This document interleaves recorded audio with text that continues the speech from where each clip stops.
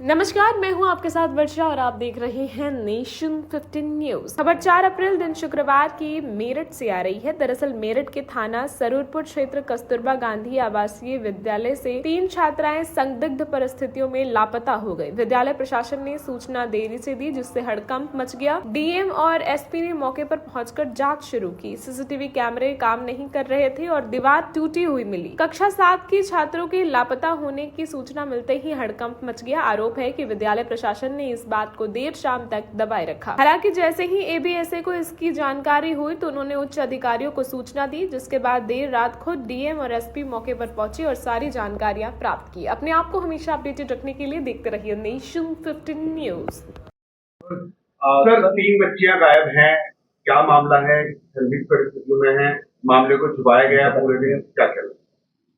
देखिए, ये कस्तूरबा स्कूल है सरूरपुर ब्लॉक में, सरूरपुर में। वहाँ पे कक्षा 6 से 8 तक की पढ़ाई होती है, जो कि रेजिडेंशियल स्कूल है गवर्नमेंट का। और उसमें 3 बच्चियाँ, हम लोग को रात में लगभग 9:45 बजे सूचना मिली कि 3 बच्चियाँ स्कूल में नहीं है विद्यालय में। और बच्चियाँ लगभग 3 बजे तक, जैसा कि वहाँ के वार्डन और शिक्षिका ने बताया, 3 बजे तक विद्यालय में थी। सूचना मिलते ही मुख्य विकास अधिकारी, अपर जिलाधिकारी प्रशासन को और बीएसए को हमने तुरंत भेजा वहाँ पे। बीएसए को पहले से मालूम था, तो बीएसए थोड़ा पहले पहुँच गई थी। उसके बाद बीएसए से मैंने कुछ जानकारी ली और इसके बाद मैं और एसएसपी साहब खुद ही गए और पूरी तथ्यों की जांच की। और लगभग 4-5 घंटा हम लोग पूरी रात्रि में सारे परिसर को देखा। विद्यालय के टीचर्स जो वहाँ रहते हैं, 5 टीचर्स हैं, उनसे बात की, बच्चों से बात की। और सारी चीज़ों को देखने के बाद प्रथम दृष्टया ऐसा लगता है कि जो वार्डन है उनके स्तर पे लापरवाही बरती गई है। और जो सूचना बहुत विलम्ब से हम लोग को दी गई थी, समय पे सूचना जबकि उनको देना चाहिए था, तो इसकी हम पृथक से जांच करा रहे हैं। सीडीओ और अपर जिलाधिकारी प्रशासन की हमने ज्वाइंट कमेटी गठित कर दी है। वो लोग उसको पूरी इंक्वायरी कर रहे हैं, डिटेल रिपोर्ट सबमिट करेंगे। अभी जो मुख्य मुद्दा हम लोग का ये है कि जो बच्चे, तीनों बच्चे हैं, उनके परिजन भी रात में हमने बुला लिए थे और परिजनों से भी उनकी हम लोग की डिटेल में बात हुई है।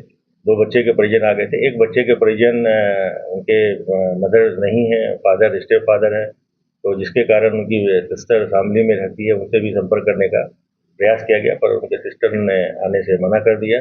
फिर भी हम लोगों ने पूरी टीम रात में ही शामली भेजी थी ताकि उनसे कुछ जानकारी प्राप्त हो सके। और पुलिस विभाग इसमें तत्परता से रात्रि से ही जितने फ़ोन नंबर हैं उस पर सर्विलांस पे ले लिया गया है और बाकी कार्रवाई की जा रही है। और उम्मीद है कि जल्द ही इसके बच्चे जो है सकुशल बरामद हो जाएगा। बताया जा रहा है 3 युवकों के नंबर मिले मोबाइल में। देखिए, वो पुलिस जांच कर रही है और उसके संबंध में अभी बहुत कुछ कहना इनिशियली ठीक नहीं है, पर यह है कि सभी एंगल्स को देख के और जांच पड़ताल पुलिस विभाग और प्रशासनिक तौर पे हो रही है और जो भी इसमें दोषी होंगे उनके खिलाफ सख्त कार्रवाई होगी। सर, सूचना मिलने के बाद घंटों तक मामले को दबाया गया, क्या उन पर भी कार्रवाई होगी?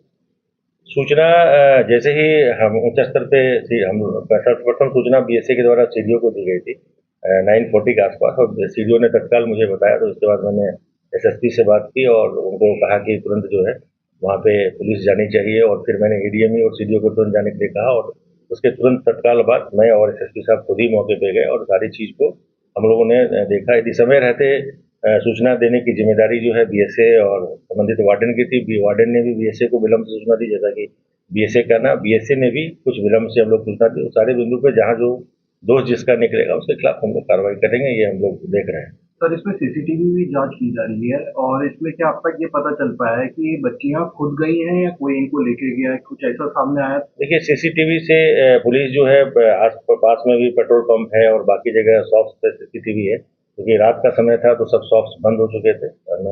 कप्तान साहब इसमें देख रहे हैं डिफरेंट एंगल से और मुझे लगता है कि जल्द ही कुछ ना कुछ पॉजिटिव रिजल्ट आएगा। सर, स्कूल में क्या छात्रों को परेशान किया जा रहा था इसके लिए? नहीं, परेशान नहीं। मोबाइल मिला था, जैसा कि आप लोग सब जानते हैं कि एक बच्ची थी जो बिटिया है, वो 3 दिन पहले ही स्कूल में आई थी और मोबाइल, जैसा कि प्रतिबंधित है बच्चों को स्कूल में रखना रेजिडेंशियल स्कूल में, तो मोबाइल लेके आई थी। उसी पे टीचर ने मोबाइल ले लिया था और फिर लेने के बाद वो जो है टीचर ने कुछ कहा होगा, बट नेचुरल है। उसके बाद जो भी स्थिति बनी वो तो चूंकि बच्चियां जब बरामद हो जाएगी या और डिटेल में इंक्वायरी हो जाएगी तब पता चलेगा। तो ऐसी कोई भी वाक्य नहीं है कि, लेकिन ये है कि मोबाइल उसके पास थी, मोबाइल से वार्ता हुई। अब वो कहाँ वार्ता हुई, इस समय पुलिस जो है डिटेल जांच कर रही है। कितनी बच्ची पूरे स्कूल में 43 कल जो है अटेंडेंस के हिसाब से 100 का स्ट्रेंथ है, बट लेकिन छुट्टी और अन्य कारणों से 43 बच्चे थे, जिसमें कि 3 बच्चियां ए समय लिखी सर तीनों बच्चे माइनर बताई जा रही हैं। नहीं, वो तो 6 to 8 है, तो वो माइनर ही रहेगा। ये तो स्कूली क्लास 6 से 8 तक का है, रेजिडेंशियल स्कूल है। ये तीनों दोस्त थी आपस में, एक ही क्लास में थी? एक ही क्लास 7th की थी, और तीनों जो है आपस में दोस्त, एक ही हॉस्टल में रहती थी, सेम रूम में।